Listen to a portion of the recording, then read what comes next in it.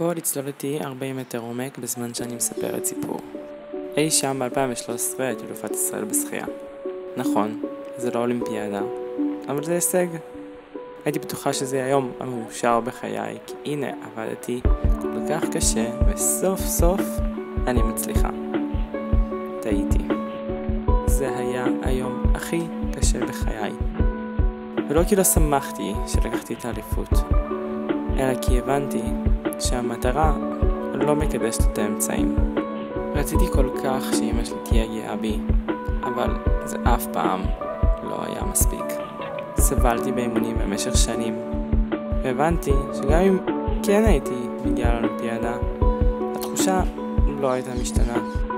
מאז הבטחתי לעצמי שלא משנה איזה מטרה אציב לעצמי, קודם כל אני צריכה ליהנות מהדרך.